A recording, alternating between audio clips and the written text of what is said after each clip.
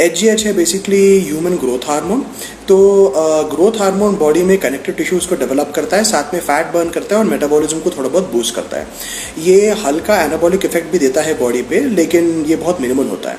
तो मेनली हमको काफ़ी सारी चीज़ HGH के साथ चलाने पड़ते हैं उसके साइड इफेक्ट्स को कंट्रोल करने के लिए। तो सबसे पहला प्रॉब्लम होता है HGH में कि ब्लड शुगर का लेवल बढ़ जाती है, जिसकी वजह से डायबिटीज़ की रिस्क हो सकती है।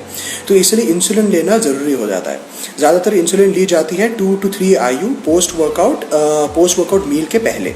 अगर बहुत लंबे टाइम से HGH यूज़ कर रहे हैं बहुत लार्ज डोसेज में, यानी 10 IU पर डे से ज़्यादा, फिर इंसुलिन को हर मील के पहले लेनी चाहिए 1 to 2 IU।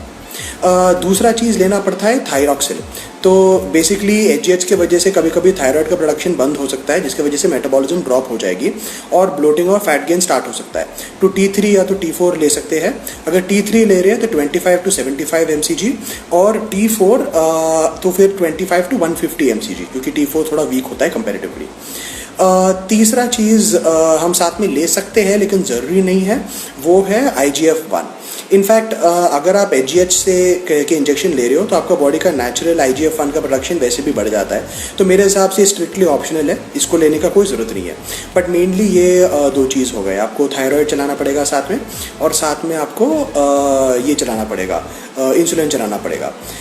इस रीज़न की वजह से एक्चुअली HGH के साइकिल्स को बहुत लंबा नहीं चलाना चाहिए, क्योंकि ये दोनों कंपाउंड्स 8 या 9 वीक से ज़्यादा चलाने से डेंजरस हो जाते हैं। तो HGH अकेला एक्चुअली आप 36 to even 40 वीक्स तक यूज़ कर सकते हो अगर आप 1 to 2 IU ले रहे हो डेली। लेकिन उस डोज में आपको आपके फिजिक में कोई चेंजेस नहीं आएंगे, सिर्फ इंजरी से रिकवरी थोड़ा तेज हो जाएगा। तो अगर आपका मेन कंसर्न इंजरी रिकवरी है तो फिर आप उस तरीके से यूज़ कर सकते हो।